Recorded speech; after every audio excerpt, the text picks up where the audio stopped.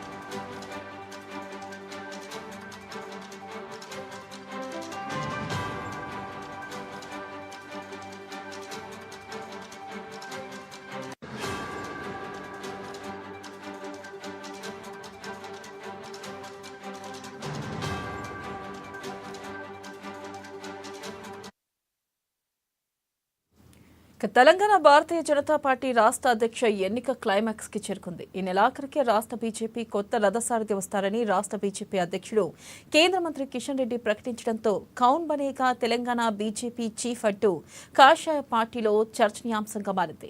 దీనిపై మరింత సమాచారాన్ని మా బ్యూరో చీఫ్ కృష్ణమూర్తి అందిస్తారు. కృష్ణమూర్తి చెప్పండి, ఇక తెలంగాణ బీజేపీ చీఫ్ ఆల్మోస్ట్ ఖరారైపోయినట్లుగా తెలుస్తుంది. అయితే ప్రముఖంగా ఎవరెవరి పేర్లు వినిపిస్తున్నాయి, అప్డేట్స్ ఏంటి? Thank you Vennela. Telangana BJP అధ్యక్షుడిగా ఎవరు ఉంటారనేది ఈ నెలాఖరికల్లా తీరే అవకాశం ఉంది. దీనికి సంబంధించినటువంటి విషయంలో పార్టీ రాష్ట్ర శాఖలో వేరువేరుగా కొంత చర్చలు జరుగుతూ ఉన్నాయి. విడివిడిగా జరుగుతున్నాయి, కలివిడిగా కూడా జరుగుతూ ఉన్నాయి. అయితే ఇదే సమయంలో అధిష్టానం కూడా ఎవరిని నియమించాలి పార్టీని, అంటే రాబోయే కాలంలో తెలంగాణలో అధికారాన్ని చేపట్టాలి, కాంగ్రెస్ పార్టీకి ధీటుగా తెలంగాణలో బీజేపీని తీర్చిదిద్దాలి, తెలంగాణ కేంద్రంగా దక్షిణాదిలో బీజేపీ బలపడాలి, పాగా వేయాలి అని భావిస్తున్నటువంటి బీజేపీ కొంత ఆ కోణంలో అంటే ఇటు తెలంగాణకు ఉపయోగపడటంతో పాటు ఆంధ్రప్రదేశ్, కర్ణాటక, తమిళనాడు ఈ రాష్ట్రాలకు, దక్షిణాది రాష్ట్రాలకు సంబంధించినటువంటి విషయంలో కూడా కోఆర్డినేషన్ చేసి సమన్వయం చేస్తూ ఉండే విధంగా తెలంగాణ హబ్గా దక్షిణాదిలో బీజేపీని విస్తరించాలని గతంలో అనేక సందర్భాల్లో కేంద్ర హోంశాఖ మంత్రి అమిత్ షా అనేక సందర్భాల్లో చెప్పారు. ఈ నేపథ్యంలో వచ్చే రాష్ట్ర అధ్యక్షులు కొంత క్రియాశీలకంగా మారే అవకాశం ఉంది. అయితే ఈ క్రియాశీలకంగా మారే నేపథ్యంలో రాష్ట్ర అధ్యక్షుడిని ఎవరిని నియమించాలి ఏంది అనే విషయంలో ఇప్పటికే అధిష్టానం కొంత స్పష్టతకు వచ్చినట్టుగా సమాచారం వస్తుంది. అయితే రాష్ట్ర స్థాయిలో ఉన్నటువంటి నాయకులు ఎవరికి వారుగా తమ ప్రయత్నాలు చేస్తూ ఉన్నారు.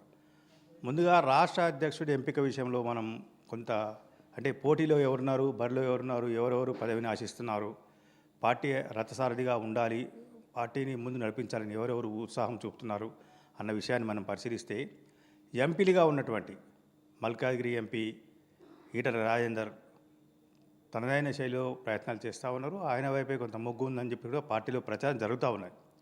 ఇదే సమయంలో గత కొంతకాలంగా నిజామాబాద్ ఎంపీ ఏదైతే 2019లో జరిగినటువంటి లోక్సభ ఎన్నికల్లో అప్పటి ముఖ్యమంత్రి కేసీఆర్ తనయ కవితను ఓడగొట్టి కొంత రాష్ట్రంలో కాదు దేశంలో కూడా కొంత సంచలనం సృష్టించినటువంటి ఎంపీగా ధర్మపురి అరవింద్ నిలబడ్డారు.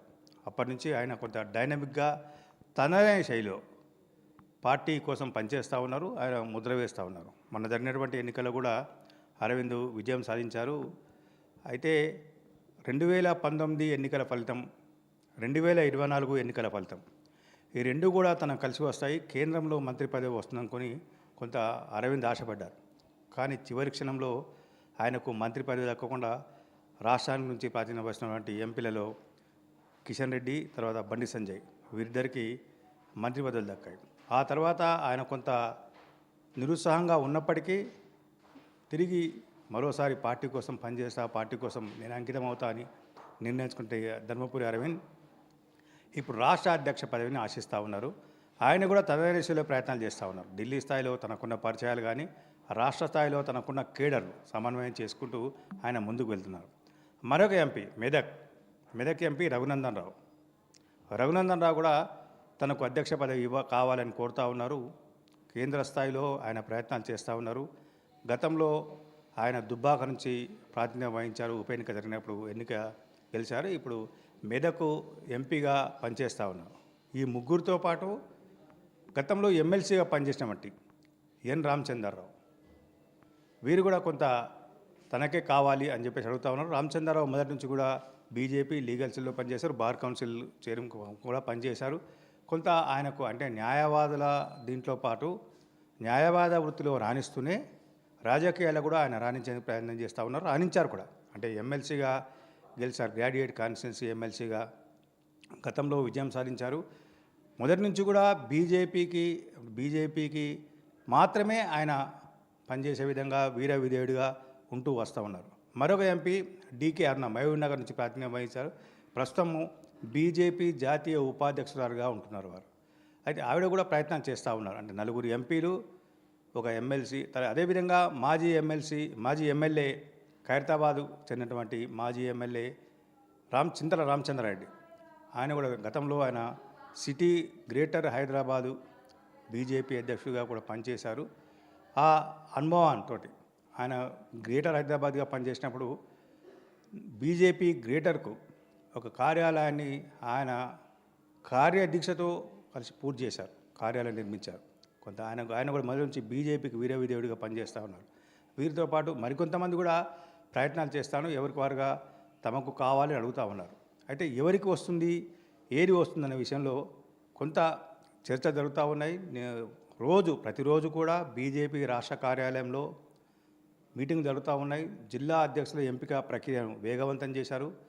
ప్రస్తుతం ఉన్న పరిస్థితుల్లో బీజేపీకి 38 జిల్లాలుగా, అంటే పని విభజన పరంగా చూసుకుంటే 38 జిల్లాలుగా బీజేపీ, వాస్తవానికి రాష్ట్రంలో తెలంగాణ రాష్ట్రంలో 33 జిల్లాలు, కానీ గ్రేటర్ హైదరాబాదు అంటే హైదరాబాద్ జిల్లాను వారు 4 జిల్లాలు చేశారు. అదేవిధంగా మిగతా కొన్ని జిల్లాలను కూడా వారు కొన్ని జిల్లాలుగా విభజించుకున్నారు. అంటే పని భారం తగ్గించుకోవాలి, కార్యక్షేత్రంలో పని అంటే వేగంగా వెళ్ళాలి, ఏదైనా సూచన ఇస్తే వేగంగా వెళ్ళాలి అంటే కొంత పనిని విభజించాలి అన్న కోణంలో వాళ్ళు ఆలోచన చేసి 38 జిల్లాలకు సంబంధించిన విషయంలో దాదాపుగా 25 జిల్లాల అధ్యక్షులను ఈ రేపు 25వ తారీఖు లోపల పూర్తి చేసే అవకాశం కనిపిస్తున్నాయి. ఇప్పటికే కొన్ని జిల్లాల అధ్యక్షులు ఎంపికలు జరిగిపోయాయి, కానీ అధికారికంగా ప్రకటన చేయడమే తర్వాయిగా ఉంది. అయితే ఈ నేపథ్యంలో పార్టీ మిగతా 13 జిల్లాలు, అంటే 25 జిల్లాలు కూడా 13 జిల్లాలు మిగిలి ఉంటాయి. కొత్త అధ్యక్షులు ఎవరు వస్తారో వారు వచ్చిన తర్వాత కొత్త అధ్యక్షులు ఎంపిక చేసుకుంటారు మిగిలిన జిల్లాలకు అని చెప్పేసి కొంత పార్టీ భావిస్తుండగా మనకున్న సమాచారం. 25 జిల్లాల అధ్యక్షులు పూర్తయిన వెంటనే 25వ తేదీన వరకు 25 జిల్లాలకు అధ్యక్షులను ప్రకటించిన పార్టీ ఆ తర్వాత ఈ నెలాఖరులోగా కొత్త అధ్యక్షులను నియమించే అవకాశం.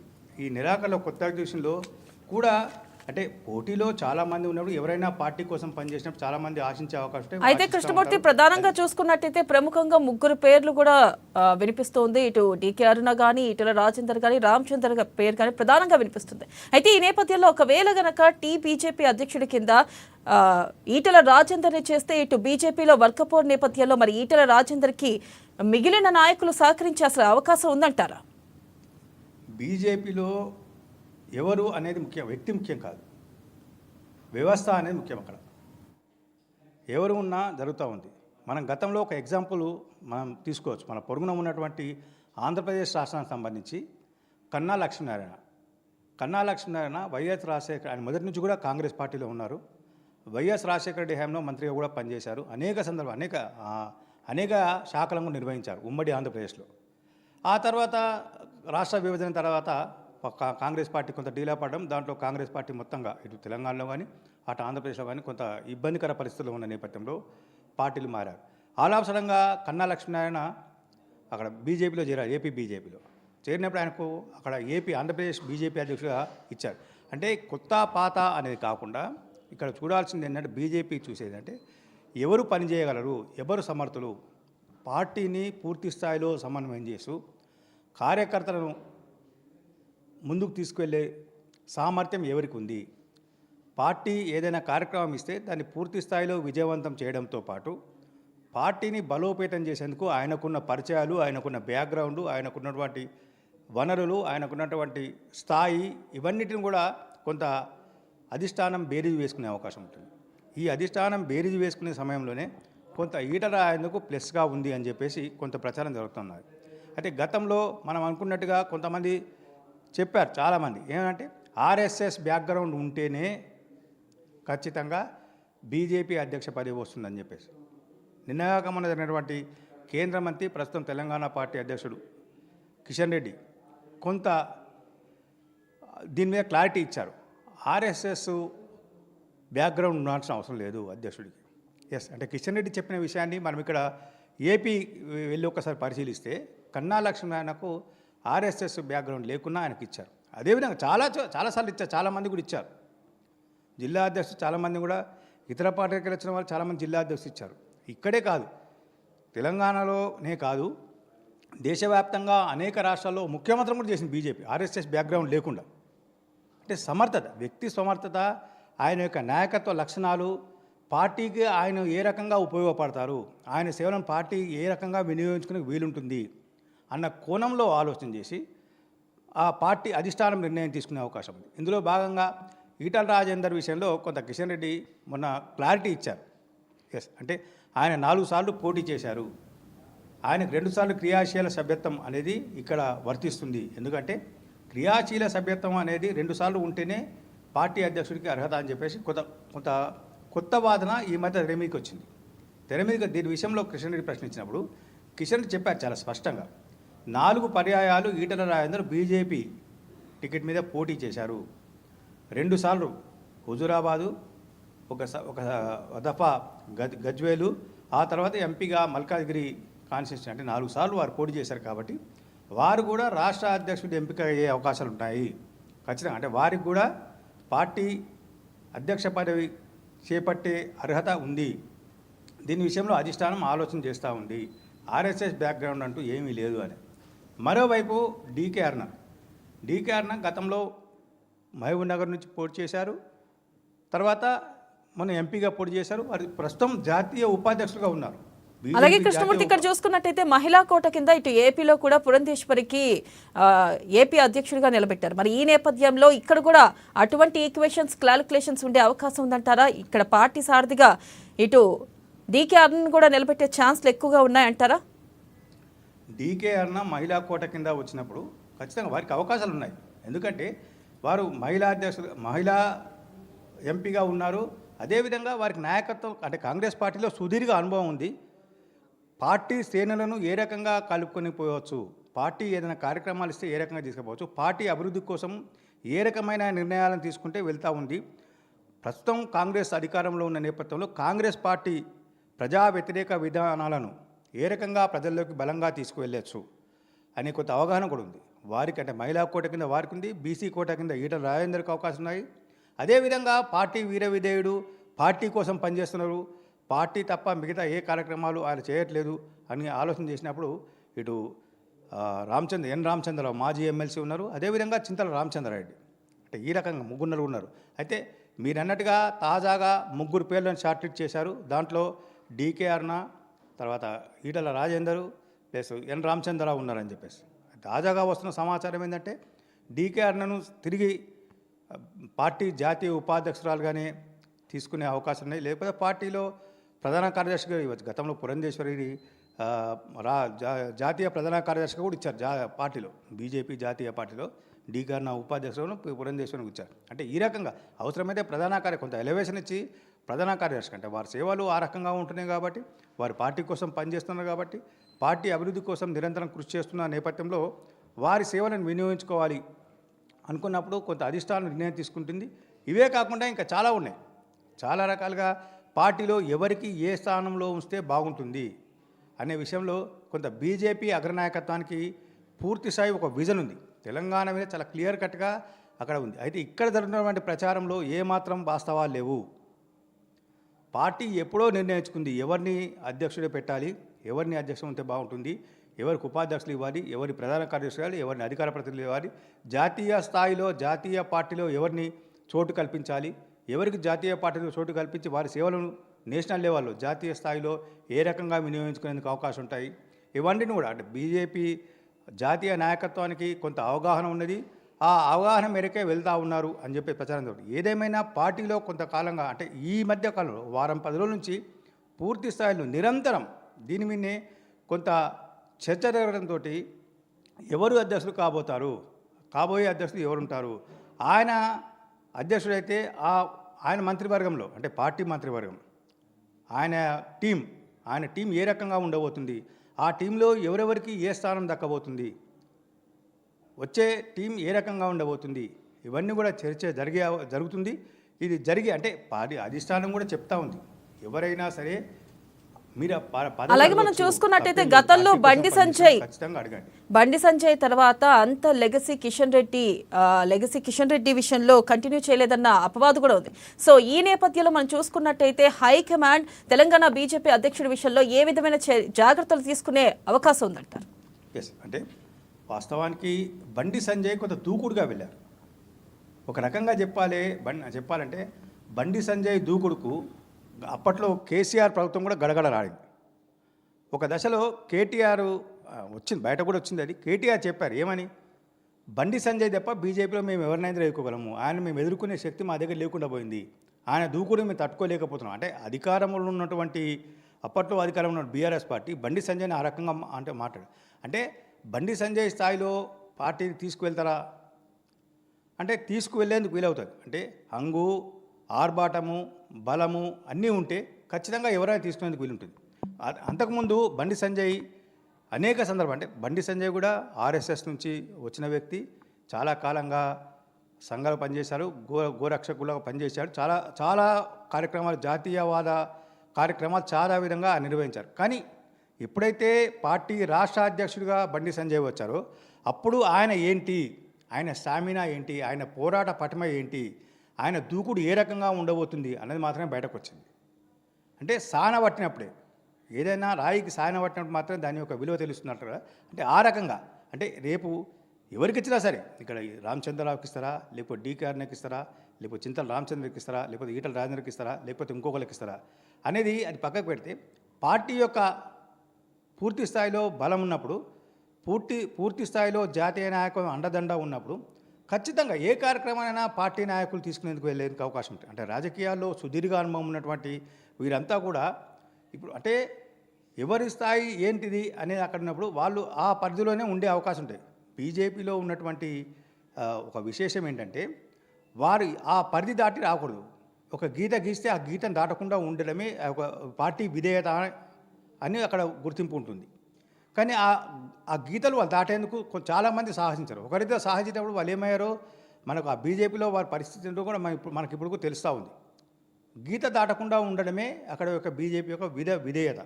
ఆ విధేయతకు ఎవరు కట్టుబడి ఉంటారో, ఆ విధేయతను ఎవరు ఖచ్చితంగా పాటిస్తారో వారికి పార్టీలో ఖచ్చితంగా ఏ స్థాయిలో ఉన్నా గుర్తింపు వచ్చే అవకాశం ఉంటుంది.